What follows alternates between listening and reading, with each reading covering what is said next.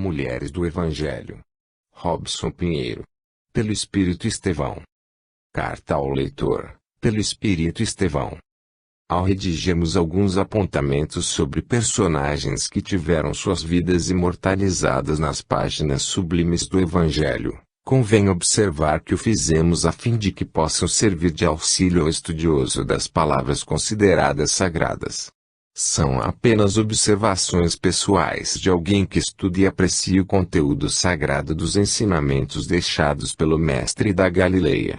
Alguns comentários talvez sejam necessários para que compreendamos certos aspectos que envolvem os personagens bíblicos, segundo uma ótica espírita mais abrangente. Não pautemos nossos comentários por palavras ditas ou escritas por outros espíritos ou outros médiuns. Os apontamentos presentes neste livro são pessoais, uma interpretação pessoal. Sim, espíritos também possuem opiniões, os quais não invalidam nem desmerecem qualquer ponto de vista que outro espírito possa ter a respeito dos mesmos fatos. Gostaríamos apenas de pedir aos irmãos leitores que desenvolvam sensibilidade para perceber que não estamos dogmatizando absolutamente nada em relação aos personagens aqui apresentados. O que intentamos, ao desenvolver nosso pensamento nestas páginas, é tão somente apresentar uma dimensão espiritual, um ensinamento moral e um ponto de vista de alguém que estuda a verdade, não em seu sentido literal procurando tirar do simbolismo o ensino que serve para a modificação da visão interna do ser humano. Dessa forma, nossas observações e nossos apontamentos a respeito de muitos personagens do Evangelho poderão até mesmo se confrontar com outros desenvolvidos por eminentes espíritos através de médiuns diversos. Torno a repetir, o objetivo é apresentar um ponto de vista, uma opinião, a qual todos têm direito e não copiar os pontos de vista de outros seres ou mesmo repetir afirmações e descrições. Que o leitor tenha sensibilidade para extrair o espírito da letra, que consiga ir além das aparências e entrar em sintonia com o objetivo desta obra, valorizar o aspecto espiritual, e não os fatores geográficos, históricos ou mesmo sociais das pessoas que desfilam nas páginas do Evangelho.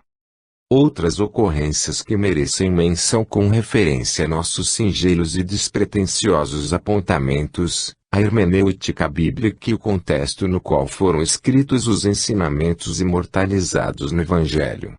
É bom atentar para tais aspectos quando se pretende ajuizar sobre algum ponto de vista emitido ou uma interpretação dada. Mesmo entre nós, os desencarnados, existem pontos de vista, opiniões diferentes e às vezes divergentes, a respeito de uma mesma situação. Algo assim pode ser ilustrado como um prisma espiritual, que decompõe a verdade sob diversos aspectos, para que pessoas de formações culturais distintas possam encontrar a sua verdade, aquilo que fala mais profundamente ao seu coração. Enfim, ao escrevermos estas palavras, queremos falar mais ao coração do que à razão. Por isso, a linguagem mais poética e menos didática que permeia nossos apontamentos. A você, leitor, o nosso carinho, simplesmente, sem nenhuma pretensão de estarmos ditando verdades eternas e imutáveis. Apenas um ponto de vista, uma interpretação realizada com o coração, para os corações. Com amor, sempre, Estevão. Prefácio. Jesus volta à Terra. Foi no ambiente espiritualizado e saudoso da antiga Galileia que a humanidade experimentou pela primeira vez as reverberações luminosas do alto se fundindo com a humanidade terrestre. Lá, naquele recanto obscuro, porém sublime, foi onde o embaixador da vida executou a maior sinfonia que já pôde ser ouvida pelos corações dos homens. Hoje, transcorridos cerca de 2000 anos de sua presença entre os filhos da Terra, ainda ressoa a mensagem da imortalidade gloriosa. Lágrimas são vertidas e corações são tocados ante as notas harmoniosas dedilhadas na harpa da saudade. Eis que os vossos afetos que vos precederam na grande viagem do infinito retornam, fazendo suas vozes ressoarem por toda a terra, fazendo-vos relembrar a divina origem de todos nós, consolando corações, levantando os ânimos, imprimindo esperanças, provando a soberania da vida sobre a morte. Esses Espíritos do Senhor sobrevoam os céus dos sofrimentos humanos e as cinzas da incredulidade, chamando-vos para a união íntima com o Pai, Autor da vida. Filhos amados, eis a nossa contribuição humílima às vossas conquistas íntimas, aos vossos sentimentos, rogando ao Pai das luzes eternas que vos abrigue em seu pensamento generoso e apoie vossa caminhada. Parte 1. Encontro com Jesus. A vinda de Jesus. Ela deu à luz a seu filho primogênito, envolveu em panos, e o deitou numa manjedoura, porque não havia lugar para eles na hospedaria. Havia naquela mesma região pastores que viviam nos campos, e guardavam seu rebanho durante as vigílias da noite. Apareceu-lhes um anjo do Senhor, e a glória do Senhor os cercou de resplendor, e foram tomados de grande temor. O anjo lhes disse: Não temais. Eu vos trago novas de grande alegria, que o será para todo o povo. Na cidade de Davi vos nasceu hoje o Salvador, que é Cristo, o Senhor. Isto vos servirá de sinal: achareis o menino envolto em panos, e deitado numa manjedoura. Lucas 2:7-12. O Evangelho é a boa nova de Deus para a humanidade. Representa o esforço do alto em plantar na terra o reino de amor.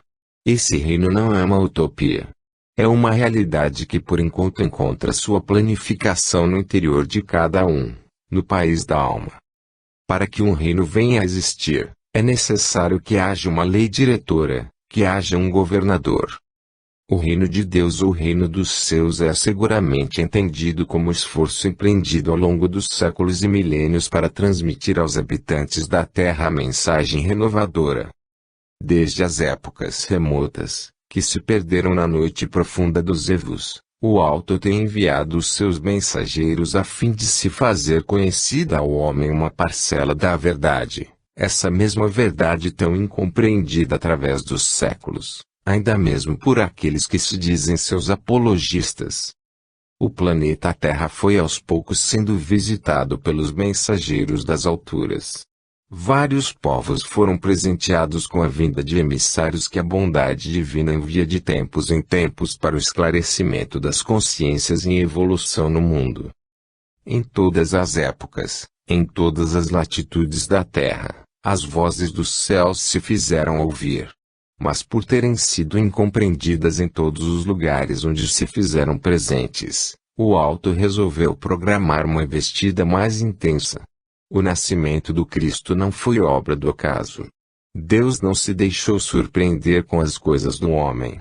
Desde épocas imemoriais faz parte do conselho dos espíritos puros a vinda ao plano físico do governador espiritual do planeta Terra.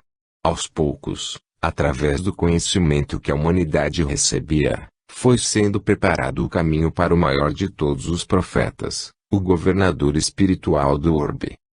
Os espíritos diretores do sistema solar foram influenciando gradativamente os destinos do mundo. A política, as artes, o comércio e as filosofias foram aos poucos recebendo o sopro renovador dos espíritos superiores. Roma foi conduzida ao palco político do mundo para unificar os povos. Sua influência, apesar de haver sido estabelecida através de suas armas de ferro, contribuiu para a unificação das nações. Quando se aproximava a época do nascimento do Mestre, as guerras paulatinamente cessaram. A influência benfazeja do plano superior foi amortecendo as energias conflitantes dos governos terrestres. Em todas as áreas do conhecimento humano a influência benfazeja dos imortais se fazia sentir. O povo judeu, que, ao longo dos anos, não encontrava paz para sua nação, encontrou certa tranquilidade moral, política e emocional por ocasião do advento do Mestre Divino. A voz dos profetas já não se fazia ouvir há mais de 400 anos. O tempo, que transcorria sob as bênçãos de Deus, proporcionava uma época para meditação, para reflexão dos povos e, principalmente, do povo judeu. Embora os abusos provenientes da condição evolutiva dos povos terrestres, uma aura de paz envolvia os povos da Terra. A aproximação da vibração crística sobre a morada dos homens é que produzia as bênçãos com as quais o homem não estava acostumado. Os emissários de todas as épocas, então desencarnados, se reuniram sobre os céus do planeta Terra a fim de ajudar na execução do grande plano cósmico. Jesus, o ser angelical que organizou, que governa os destinos dos povos terrestres, foi se aproximando vibracionalmente da morada dos homens. Sua aura magnética, que envolvia toda a extensão do sistema solar, foi aos poucos se reduzindo, se contraindo, sob a ação de sua vontade soberana. A redução das energias de sua aura fazia com que ele, o espírito mais puro que foi dado aos homens conhecer, entrasse em contato com as vibrações e os fluidos impuros e pesados do planeta Terra. Jesus foi assumindo, através dos séculos, a própria natureza humana, a fim de que, no tempo devido, pudesse assumir um corpo semelhante ao dos homens terrestres. A sua ação nos fluidos da Terra tinha como objetivo fazer com que ele, o divino diretor de nossas almas, pudesse adquirir algum ponto de contato com a matéria etérica ou astral que compunha o orbe terreno. Dessa matéria, de sua parte mais sutil, é que seria formado o corpo espiritual do Mestre, que, mais tarde, através de Maria, aglutinasse, em torno de seus centros de força radiantes, as células físicas das quais seria formado seu corpo físico. Ao longo de séculos se deu esse dissenso vibratório.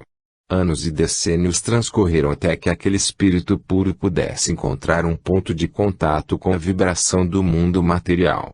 Imensas quantidades de energias foram manipuladas, até que os dirigentes do alto conseguissem eleger o corpo ideal, por meio da seleção de genes e cromossomos.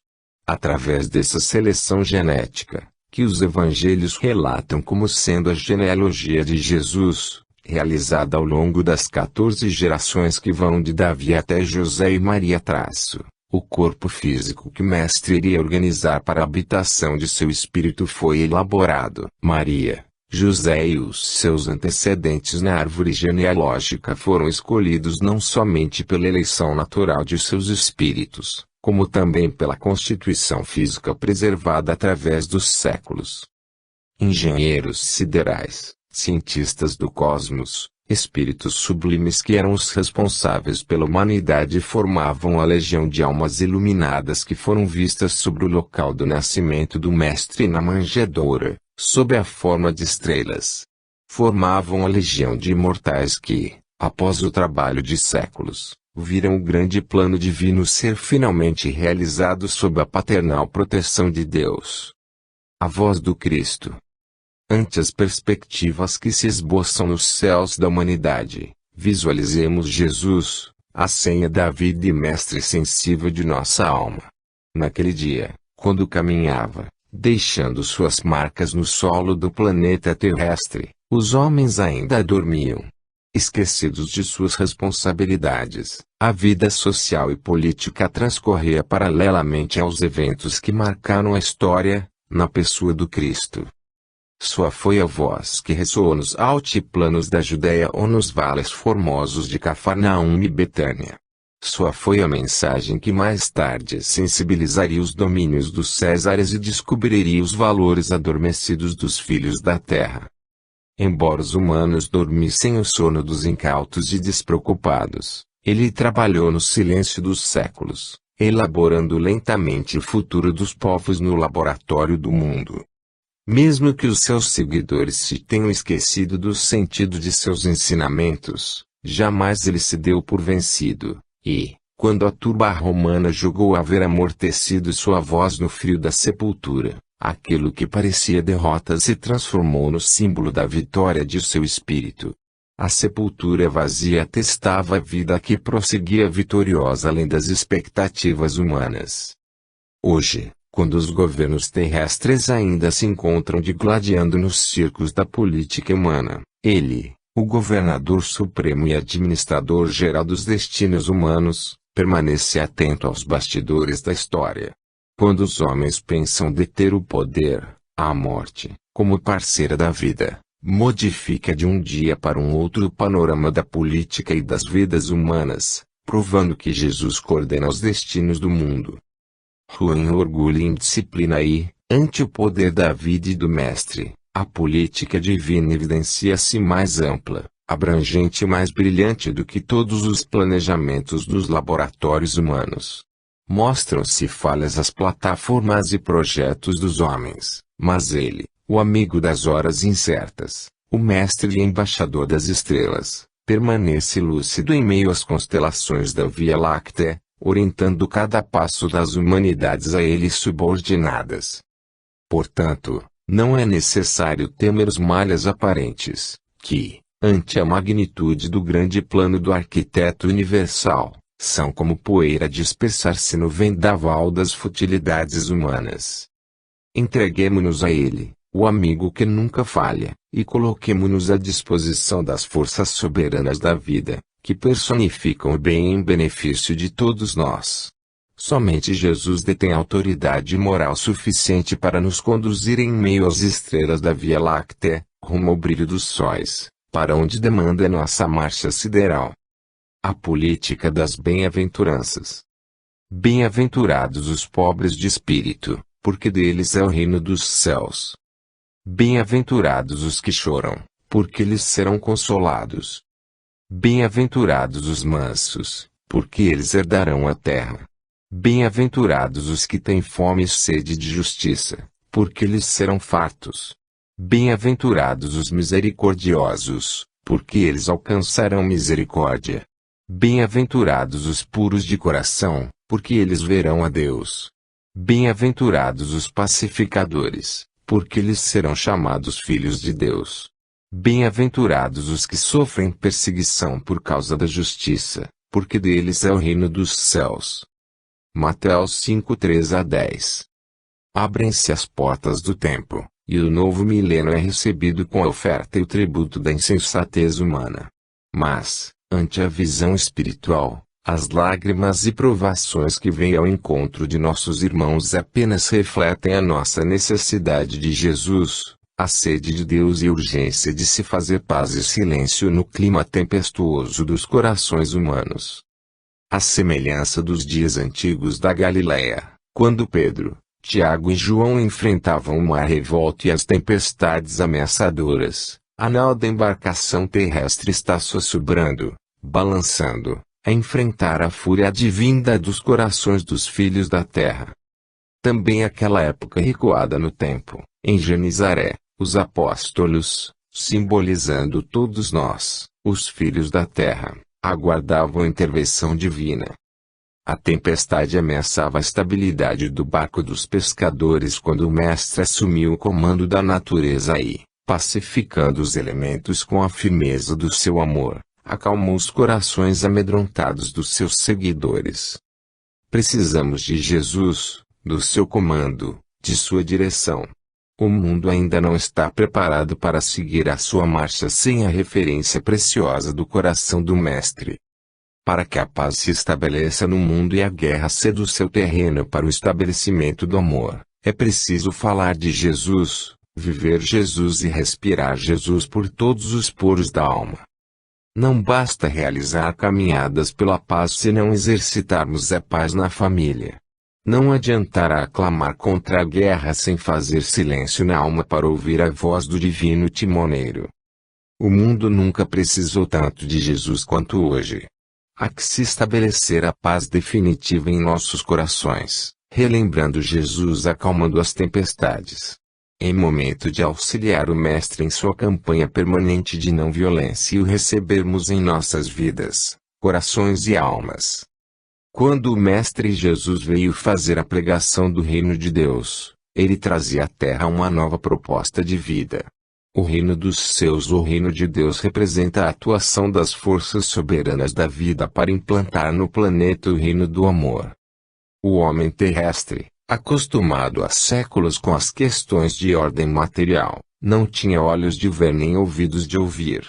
Para perceber a influência do alto sobre as vidas dos homens é necessário lançar mão de sentidos diferentes. Novos olhos e novos ouvidos, ou, quem sabe, novas percepções e sentidos mais sutis, sensíveis. O reino dos céus, na terra, é um reino real. Esse reino, para que o possamos compreender, podemos visualizá-lo como um governo interior, pois tal reino está alicerçado na realidade íntima, psíquica, intuitiva, portanto, espiritual. Porém, para que determinado governo tenha uma ação real e direta na vida comunitária, é preciso que haja uma lei e um legislador. As bem-aventuranças refletem os princípios ou as leis sobre as quais se estrutura o reino divino. Refletem estados íntimos da alma humana em busca da alma divina do universo. Quando Jesus pronunciava as bem-aventuranças, realizava a pregação de sua plataforma política. Sim, de uma política divina, interna, subjetiva. A política humana era alicerçada em leis criadas pelo próprio homem e que os próprios legisladores das diversas nações desobedeciam, leis humanas para governos humanos, leis divinas para um reino divino. Bem-aventurados os mansos e pacíficos, bem-aventurados os simples de espírito. A lei divina que estrutura a realidade do novo homem, do homo spiritualis, é uma lei natural, pois que é a expressão da simplicidade, a manifestação da mansuetude, a exteriorização dos estados internos da alma humana. Baseada em tal realidade, ao longo dos séculos a lei do amor reconstruiria, por sobre as cinzas das sociedades humanas falidas, um novo reino, um novo governo, uma nova raça de homens. As bem-aventuranças, vividas em sua simplicidade, inauguraram na Terra uma nova etapa de vida. Era o início da era do espírito imortal. A não-violência que se refletia na mansidão, na sapiência, na excelência dos valores espirituais. Que se procure estudar cada palavra do sermão de Jesus e, em específico, das bem-aventuranças. Assim poderemos compreender a grandeza do reino de amor que o Cristo inaugurou no mundo há 2000 anos. Parte 2. Maria de Magdala. Depois disto andava Jesus de cidade em cidade, de aldeia em aldeia, pregando e anunciando o evangelho do reino de Deus. Os 12 iam com ele, e também algumas mulheres que haviam sido curadas de espíritos malignos e de enfermidades. Maria, chamada Madalena, da qual saíram 7 demônios, Joana, mulher de Cusa, procurador de Herodes, Susana, e muitas outras, as quais o serviam com seus bens. Lucas 8, 1-3. A Judéia vivia momentos incomuns. As águias romanas, espalhadas aos ventos, tremulavam nas flâmulas dos soldados e generais de César, atestando a violência que imperava nos corações e a coerção espiritual que caracterizava os povos de então. Caius Julius Caesar Augustus, o divino imperador, espírito rebelde por natureza, já sentia em si o refluxo da própria altivez. Deixando-se influenciar pelas vibrações suaves que se aproximavam da terra, transformou-se lentamente num esteta, no poeta e novo homem que passou a modificar o panorama interno do Império Romano.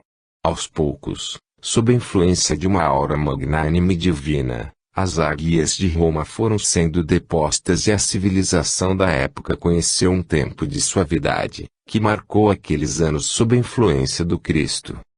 Aproximando-se do planeta, chorando na manjedoura, dele foi a voz infantil que abalou para sempre o trono de César e depôs a altivez dos orgulhosos. Diante dele curvaram-se os maiores representantes dos poderes terrestres e ante a sua voz submeteram-se as entidades perturbadas e perturbadoras da marcha humana. Suavemente ele foi caminhando entre a multidão, e, sem sair dos limites estreitos da Judéia, sua influência conseguiu atingir todo o planeta, mundo de desterro dos filhos de Eva. Naqueles dias, vivia na cidade de Magdala uma mulher incomum. Acostumada ao luxo e ao fausto, vendia-se para soldadescas e gentis generais aquinhoados de ouro e de prata, na ânsia de encontrar a felicidade.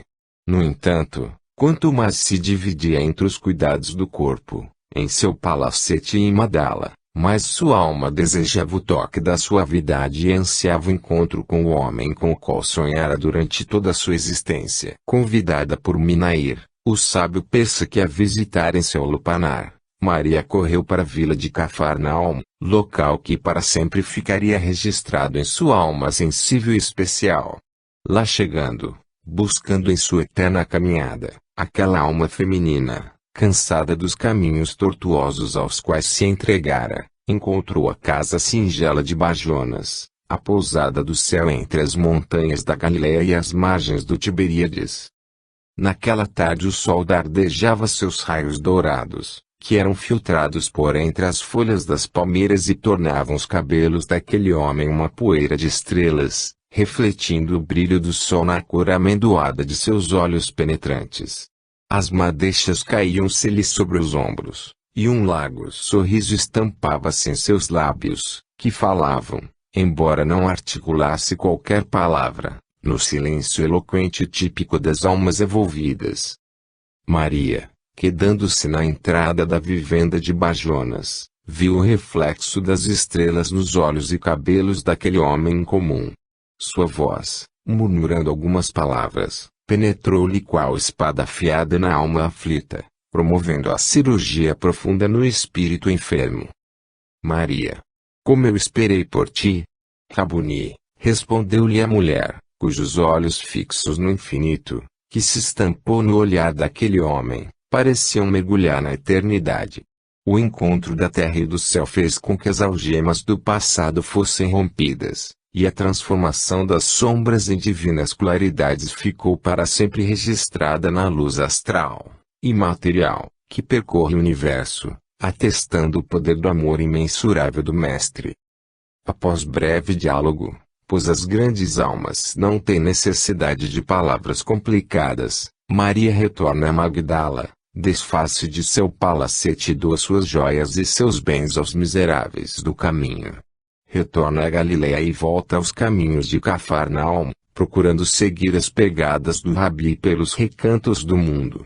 Por onde quer que ele andasse, uma sombra silenciosa de mulher o seguia, e após um a um de seus discípulos o abandonarem entre a chibata do verdugo e a revolta do mundo, ela, Maria de Magdala, se transforma na mensageira da ressurreição, a emissária divina para a boa nova do reino do amor, que se estabelecia na terra. Quando o Rabi e Senhor do mundo retorna às estrelas, prossegue Maria, Mãe Maria, amparando e servindo, entre os portadores de moléstia física e contagiosa, deixando desabrochar em sua face as marcas do amor, transubstanciando sua alma dia a dia num anjo de luz que abre suas asas que sobre o panorama dos sofrimentos humanos. Os séculos passam, e os homens, esquecidos da simplicidade dos ensinos do Mestre, registram novamente a presença da mensageira da ternura, que se materializa na terra de Ávila, trazendo ao mundo o exemplo ímpar de sua alma experiente. Teresa d'Ávila se faz portadora da mensagem de Jesus e da caridade e ternura de seu espírito para os pobrezinhos daquela época. Uma vez mais os tempos se renovam. O mundo conhece guerras e clamores, e as almas sofridas penteiam, perdidas e necessitadas dos bafejos dos céus. Jesus convoca a sua mensageira celeste, e, respondendo ao chamado do coração, Maria de Magdala, mais tarde Teresa d'Ávila, materializa-se no mundo entre os tempos difíceis que antecedem o novo milênio como Teresa de Calcutá, Teresa dos pobres, Teresa de todos nós. Levando a mensagem de esperança e ressurreição aos filhos do desterro, a mensageira da esperança e da boa nova honra o chamado divino e traz luz à terra, deixando seu rastro de estrelas nas pegadas que marcaram para sempre a história do mundo. Hoje entre as estrelas, brilhando entre as constelações, sua alma retempera-se na presença do Rabi da Galileia, a fim de retornar novamente à terra, auxiliando no estabelecimento definitivo do reino do Espírito na nova era que marca o surto evolutivo do planeta. Maria de Magdala, Teresa d'Ávila, Teresa de Calcutá, dos pobres, o lápis de Deus, vive entre as estrelas, deixando as marcas de sua luz, que clareia os corações sofridos, marcando para sempre a senda da ressurreição, que alegre os destinos dos homens. Do amor mundano ao amor divino. Por isso te digo que os seus muitos pecados lhe são perdoados, pois muito amou. Lucas 7,47. Maria Madalena e Maria, mãe de José, viram onde o puseram. Passado o sábado, Maria Madalena, Maria, mãe de Tiago, e Salomé compraram aromas para irem ungir o corpo de Jesus.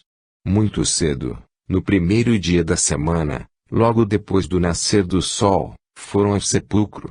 Diziam umas às outras: quem removerá a pedra da entrada do sepulcro? Mas, olhando, viram que a pedra, que era muito grande, já estava revolvida. Tremendo e assombradas, as mulheres saíram, e fugiram do sepulcro. Nada disseram a ninguém, porque temiam. Tendo Jesus ressurgido no primeiro dia da semana, apareceu primeiro a Maria Madalena, da qual tinha expulsado 7 demônios. Partindo ela, anunciou àqueles que tinham estado com ele, os quais estavam tristes, e choravam. Quando ouviram que Jesus vivia, e que tinha sido visto por ela, não acreditaram. Marcos 15:47, 16:1-4, 8:11. Era tarde. A luz do sol cedia lugar às sombras que se avizinhavam, formando pano de fundo para o brilho diamantino das estrelas. Longe, o palacete de Magdala preparava-se para mais uma noite em que o reinado do prazer e das sensualidades substituiria a paz das consciências. Era também a noite dos sentimentos em que o manto negro das paixões desgovernadas cobria as manifestações do amor verdadeiro que há dentro de todos os seres humanos. Maria, a anfitriã da festa dos desejos, envolta em sua indumentária da mais pura seda, em cores que iam do púrpura ao escarlate, ainda adormecia em seu tálamo, aguardando a hora em que seus convidados adentrassem os umbrais do palácio. Aguardava a hora da festa de orgias, quando pretendia embriagar seus sentidos, deixando-se nos braços dos homens de então. Todos os grandes importantes daquela geração procuravam com assiduidade a diversão do palacete de Magdala. Como nenhuma outra estância naquela região, a casa de Maria reunia o luxo, o requinte, a luxaria, de maneira singular. A perdição repentinamente revestia-se de um sabor picante, e um colorido especial fazia brilhar as festas com quantas moedas de ouro fossem necessárias. Aguçavam-se os sentidos, e embriagavam-se aqueles homens à procura da ilusão. Buscavam o amor mascarado de prazer. Toda a busca reflete os anseios da alma humana. Toda a procura pelo prazer reflete o descontentamento consigo mesmo, pois é uma busca sobretudo pela felicidade. Não importam os meios, por mais equivocados que sejam. O homem busca sempre a felicidade, ainda que seja a semelhança do verme, que, rastejando nas entranhas do solo, sonha com as manifestações da luz. Sucumbir ao prazer que embriaga temporariamente os sentidos representa a ânsia por algo indefinível que proporcione felicidade. É o homem em busca de Deus, da paz e do amor verdadeiro. Porém, durante a noite da alma e seu delírio, em que sucede parte de tal busca irremediável, o ser experimenta as tortuosidades do caminho, até que encontra as estradas de Deus. Maria de Magdala, adormecida em seu leito de prazeres, presa de sua própria noite consciencial, sonhava. Eis que ao longe, nas cercanias da Judéia, às margens do Jordão, entre as belezas da natureza que eram nimbadas de luz solar, alguém se movia com graciosidade. Com seu sonho de mulher, procurou visualizar um homem diferente daqueles que lhe procuravam o corpo para beber do prazer enganoso. Mas a figura masculina do seu sonho esgueirava-se por entre as árvores e jardins, avistava-se somente uma sombra, Um vulto que deixava após si um rastro de estranha luminosidade, empalidecendo os reflexos do sol nas ramagens das árvores ou nas pétalas das flores. O sonho prosseguia, e, em determinado momento, Maria caiu em si.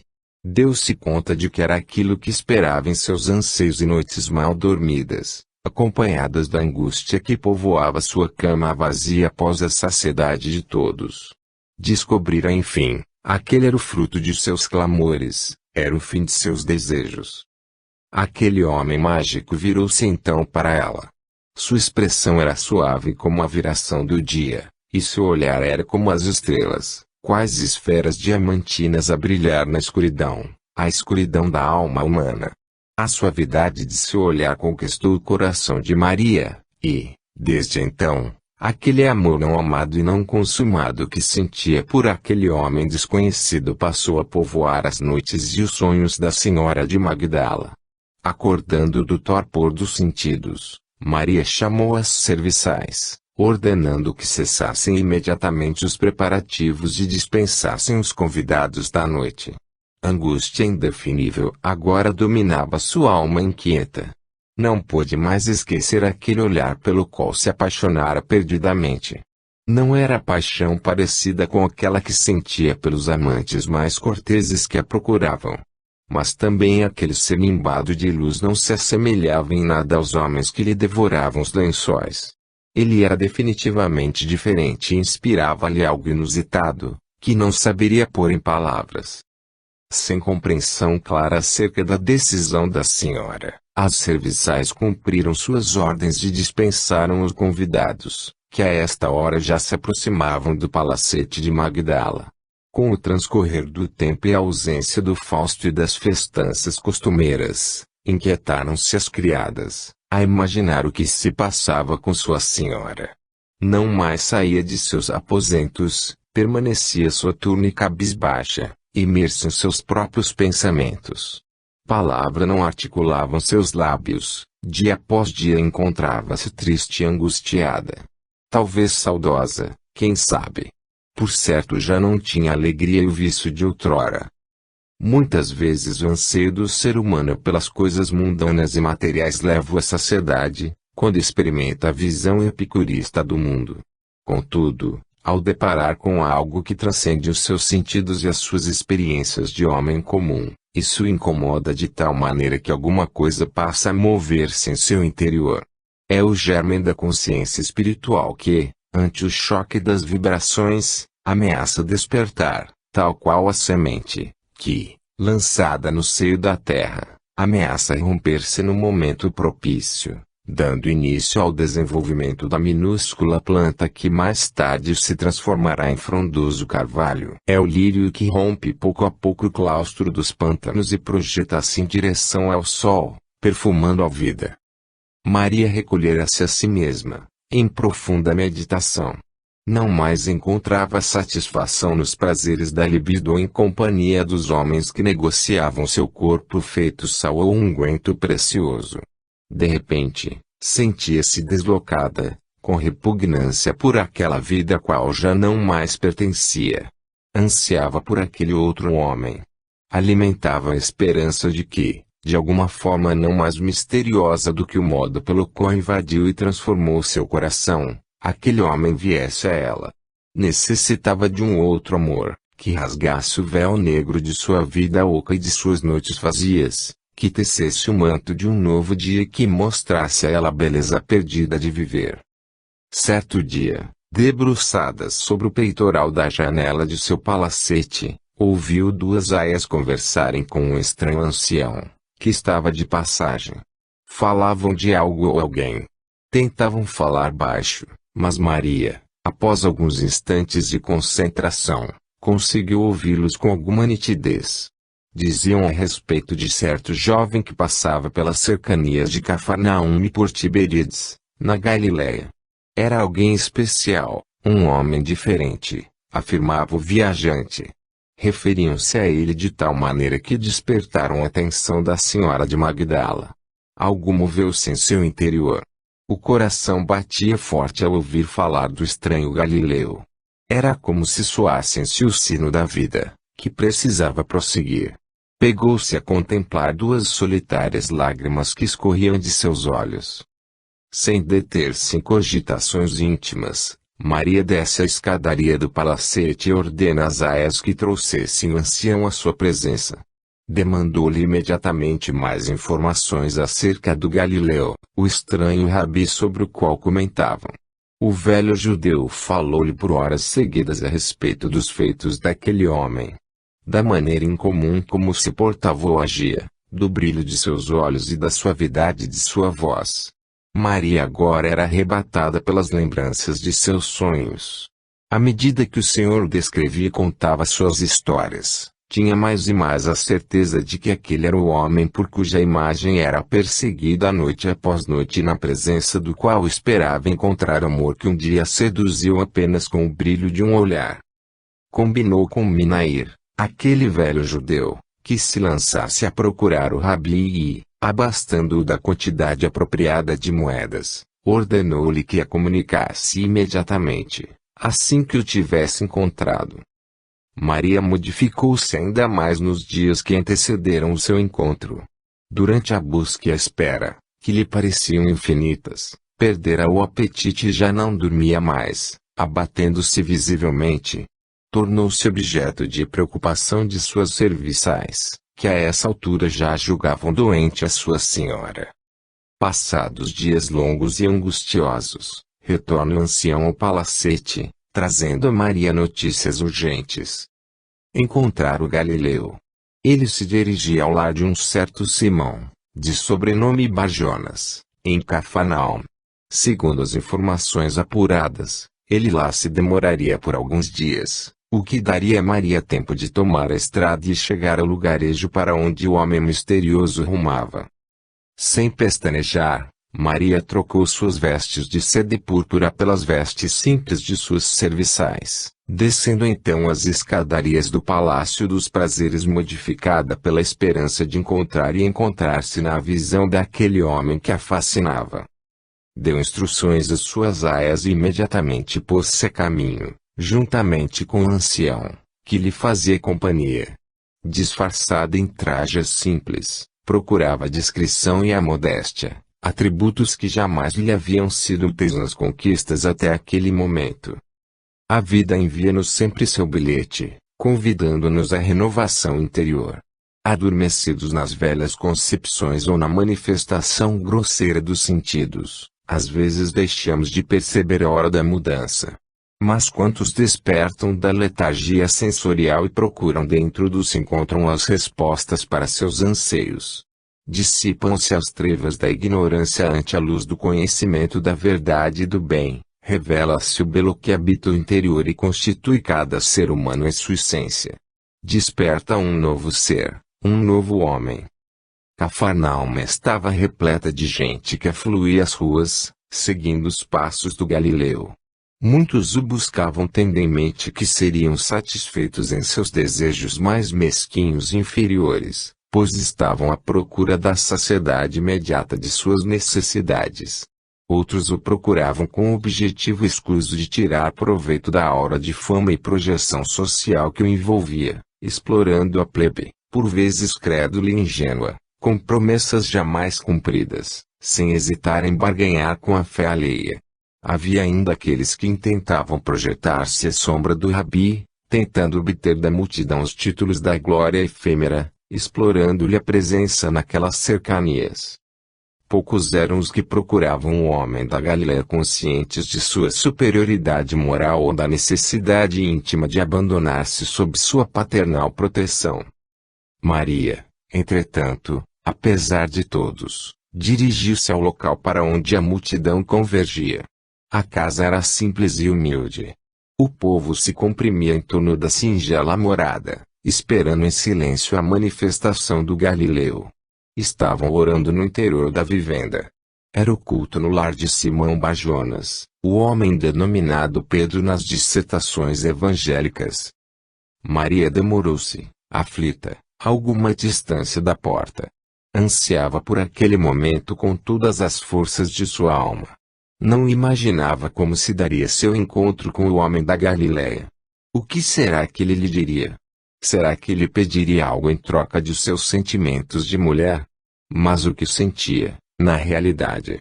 Sabia com certeza apenas que os seus sentimentos eram diferentes. Não mais buscava a ilusão dos sentidos ou o torpor da consciência. Estava, aos poucos, despertando da letargia espiritual. O sol encontrava-se ocaso. Os últimos raios dourados inflamavam a pele morena de Maria, enquanto os umbrais do lar de Cafarnaum eram dardejados pelos reflexos luminosos do astro-rei. Repentinamente um vulto veio em direção ao portal. O coração de Magdala disparou, e sua consciência ameaçou entrar em colapso. A multidão calara-se diante da presença daquele que irradiava amor e empalidecia o brilho dos raios de sol. Sua figura altiva, porém suave, apresentou-se à turba que o buscava. Mas seu olhar procurava na multidão quem o necessitava. Seus cabelos amendoados refletiam o fulgor do crepúsculo e dos raios de sol, enquanto seu olhar, procurando de Maria, nela fixou-se por instantes. O silêncio dominava a alma de Magdala. Era o silêncio do espírito, a serenidade indescritível. A paixão que se dissolvia na presença eterna do amor. O Rabi, sondando a alma de Maria em profundidade, abriu a boca e melodiou: Maria, todos os homens te procuram porque te desejam. Eu tão somente te amo. Maria ameaçou desfalecer, e foi amparada por alguém da multidão. Pronunciando aquelas palavras, o Rabi da Galileia voltou-se para a multidão e passou a amá-los. Diante de tal revelação de amor, Maria jamais seria a mesma. A suavidade da voz do Galileu e seu doce e terno olhar penetraram nos mais recônditos esconderijos de sua alma. Ela transformou-se, a partir de então, em um astro de espiritualidade que fora tocado pela luz imortal da estrela de primeira grandeza, que é Jesus, e agora refletia essa luz. De volta para seu palacete, dispensou as aias e distribuiu suas riquezas entre aqueles que antes a serviam. Embora todos a tivessem na conta de alguém que tivesse perdido o juízo, Maria de Magdala procurou desfazer-se das propriedades e do luxo, doando tudo e despindo-se de todos os haveres. Retornou então a Cafarnaum, passou a Galileia, seguiu para Berea e nunca mais deixou de seguir a Jesus. Transformou-se na figura de mulher que seguia os passos e ensinamentos do Rabi Galileu. Onde quer que o mestre se apresentasse, aquele vulto de mulher o seguia, pois agora encontrara o homem de sua vida, o homem Jesus. Sucumbir e deixara-se conquistar pelo amor incompreendido. Diluíra inteiramente seu ser na maior manifestação de amor que o mundo jamais conheceu, o amor de Jesus. Afinal, ele foi aguardado durante séculos, foi cantado em versos, profetizado nas diversas línguas, e todos os povos conheciam algo de sua pessoa. Ele era o desejado de todas as nações. Maria não pôde resistir a tão grande amor e, em apenas um dia, diferente de todos os dias da humanidade, numa manhã de sol do primeiro dia da nova raça que nascia, Maria, a de Magdala, transformou-se na mensageira da ressurreição. Era a Maria da vida, a Maria do amor, a Maria de Jesus. Então os discípulos voltaram para casa, mas Maria ficou chorando fora, junto à entrada do sepulcro. Enquanto chorava, abaixou-se para olhar para dentro do sepulcro, e viu dois anjos vestidos de branco, assentados onde estivera o corpo de Jesus, um à cabeceira e outro aos pés. Os anjos perguntaram: Mulher, por que choras? Ela respondeu: Levaram o meu Senhor, e não sei onde o puseram. Tendo dito isto, voltou-se e viu Jesus ali em pé, mas não percebeu que era Jesus. Perguntou-lhe Jesus: Mulher, por que choras? A quem procuras? Madalena, a ovelha perdida. Pensando tratar-se do jardineiro, ela respondeu: Senhor, se tu levaste, dize-me onde o puseste, e eu o irei buscar. Disse Jesus: Maria. Ela, voltando-se, disse em hebraico: Rabuni. Que quer dizer mestre? Disse-lhe Jesus: Não me detenhas, pois ainda não voltei ao Pai. mas vai ter com meus irmãos, e dize-lhes, eu volto para meu Pai e vosso Pai, meu Deus e vosso Deus. Maria Madalena foi e anunciou aos discípulos, vi o Senhor. E disse que ele lhe falara estas coisas.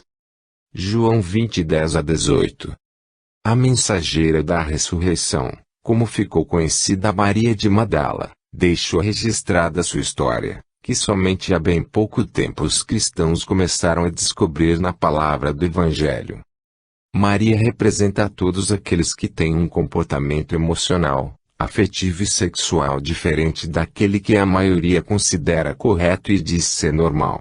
Seu estilo de vida chocava, por fugir aos padrões religiosos e morais de seus contemporâneos. Sua conduta, considerada pecaminosa pelos religiosos, era a marca de sua personalidade. O comportamento emocional e sexual que lhe foi atribuído ao longo destes 2000 anos representa a todos aqueles que ainda hoje adotam ou têm um comportamento emocional, afetivo e sexual que é classificado pelos moralistas como comportamento alternativo. Mas a história de Magdala traz luz claríssima sobre as ações ou reações que carecemos aprender, mesmo sendo nós, pretensamente, representantes e apologistas das verdades evangélicas. Quando Maria foi ao encontro de Jesus em Cafarnaum, ela não se transformou primeiro para depois ir em direção ao Mestre. Também em momento algum lhe foi exigida qualquer mudança em seu comportamento, interpretado e mal interpretado em todas as épocas. O Evangelho representa o encontro do céu e da terra, o divino e o humano. Maria de Magdala, simplesmente, foi ao encontro de Jesus, e ele jamais lhe impôs qualquer exigência de modificação, por entender que cada um tem o momento certo de despertamento. Jesus simplesmente a recebeu, inebriando-a com seu amor e conquistando-lhe para sempre o respeito. No Evangelho, nenhum relato quanto à exigência de mudança, nada que indique a urgência de um comportamento padronizado pela ignorância e os preconceitos humanos. Maria Madalena, inspirada pelo encontro com Jesus, enriqueceu sua vida com novas experiências espirituais, sem deixar de ser humana. A experiência humana é o maior empreendimento que o Espírito Eterno tem diante de si. Não é exigido de ninguém que deixe de ser o que é. Vejamos, por exemplo, a parábola da ovelha perdida, cujo conteúdo é sempre atual. Na linguagem figurada empregada pelo Mestre, a ovelha estava desgarrada, perdida, desamparada. O pastor deixa então as 99 ovelhas no aprisco e vai em busca daquela que se havia desgarrado. Ele a encontra, cura-lhe as feridas, coloca-a em seus ombros, acolhendo-a. Em seguida, ela retorna feliz ao convívio das demais. A parábola não registra condenação por parte do pastor. Em instante algum ele questiona a ovelha sobre o porquê de seu comportamento, que difere daquele adotado pelas demais. Não encontramos por parte do pastor nenhuma pergunta que denote o realce das diferenças. Ele simplesmente cura suas feridas, deposita-as sobre seus ombros e retorna com a ovelha para o aprisco. Ainda sob a luz do Evangelho, notamos que a experiência de desgarrar-se das demais ovelhas foi necessária, valiosa e, pela reação silenciosa do pastor, valorizada em si mesma. Maria de Magdala, em sua história de vida, vibrante e repleta de exemplos de grande riqueza, faz-nos refletir a respeito da nossa compreensão daqueles que agem e que têm um comportamento diferente da maioria. E quando falamos em comportamento emocional, afetivo e sexual diferentes, não estamos ajuizando que tal comportamento seja pior ou melhor. Não estamos fazendo apologia nem mesmo realizando julgamentos com conotações moralistas. Detemo-nos apenas a analisar as ações e reações de Jesus quanto às experiências humanas. Respeito, valorização da experiência humana, incentivo discreto ao progresso e às melhoras íntimas, tanto quanto compreensão generosa com relação ao momento evolutivo de cada um. Ainda assim, o divino enviado encerra sua mensagem a todos nós transformando Maria de Magdala, aquela que se comportava de modo diferente, em mensageira da ressurreição. Esta mensagem é uma das mais importantes do Evangelho, por isso perpassa todo o seu texto. Jesus não se utiliza de pessoas santas, resolvidas ou que têm um comportamento emocional, social ou sexual considerando exemplar. Ele tão somente valoriza o que de bom cada um traz dentro de si. Maria de Magdala continuou sendo mal interpretada e rejeitada pelo colégio apostólico, que a recebe cheio de dúvidas e preconceitos. Todavia, assim mesmo, foi ela escolhida para anunciar a ressurreição. Sua mensagem permanece ainda hoje como desafio ao entendimento do homem e do cristão do século XXI. O Evangelho é inclusão, convívio com as diferenças e valorização do humano. Mas Jesus foi para o Monte das Oliveiras. De manhã cedo apareceu de novo no templo, e todo o povo se reuniu em volta dele, e ele se assentou para os ensinar. Os escribas e os fariseus trouxeram a Jesus uma mulher apanhada em adultério. Puseram-na de pé no meio do grupo, e disseram a Jesus: Mestre, esta mulher foi apanhada em adultério. Na lei nos ordenou Moisés que tais mulheres sejam apedrejadas. Ora, o que dizes? Eles usavam esta pergunta como uma armadilha, para terem de que acusá-lo. Mas Jesus se inclinou e começou a escrever na terra com o dedo. 6. A mulher equivocada. Como insistissem na pergunta, ele se endireitou e disse: Aquele que dentre vós está sem pecado, seja o primeiro a lhe atirar uma pedra. Inclinando-se novamente, escrevia na terra. Quando ouviram isto, foram se retirando um, a começar pelos mais velhos, até que ficou só Jesus e a mulher no meio onde estavam. Jesus endireitou-se, e disse: Mulher, onde estão eles? Ninguém te condenou? Respondeu ela: Ninguém, Senhor. Disse Jesus: Nem eu também te condeno. Vai, e não peques mais. João 8, 1-11. Aquela mulher tivera sua adolescência como todas as filhas de Israel. Cheia de vida e esperança no porvir, crescer em meio às festas de seu povo, às brincadeiras de criança e ao estudo discreto dos escritos sagrados dos profetas. Abrigar em sua alma o desejo de encontrar alguém um dia, uma alma afim, cujos sentimentos pudessem encontrar ressonância com os seus. Por certo que a menina moça desconhecia as leis da reencarnação, tanto quanto desconhecia seu próprio futuro. Não sabia, em meio a seus anseios de menina mulher, que deveria enfrentar o seu passado através do reencontro com determinada alma, em companhia da qual deveria aprender a amar. Seus anseios de mulher encontraram eco no coração de um homem que, embora um tanto mais velho que ela, parecia entender-lhe a alma sensível. Pelo menos assim o demonstrara nos poucos contatos que tiveram. Inebriada pela presença masculina, entregou-se com extrema sensibilidade àquele que, segundo podia julgar, era o portador de sua felicidade e o depositário de suas esperanças.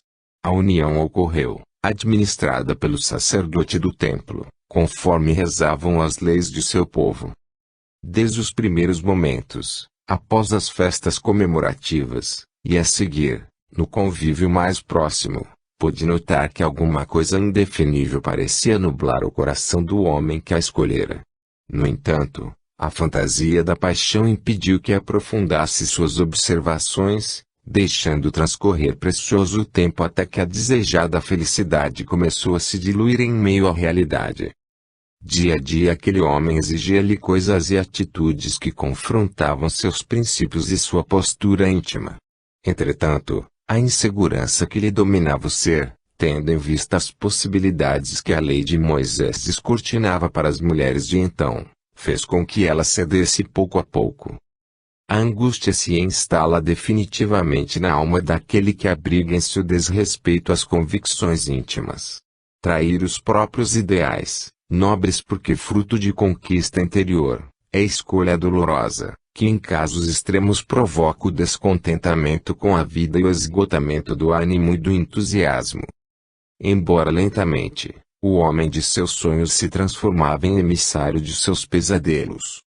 ante as dificuldades econômicas do que assolavam a sua terra, as quais lhe pareciam intransponíveis obstáculos, o autor de sua desdita convenceu-a a abrir mão de sua honra. Foi nesse momento de insanidade espiritual que ela pôde descobrir o verdadeiro caráter daquele com quem se unira.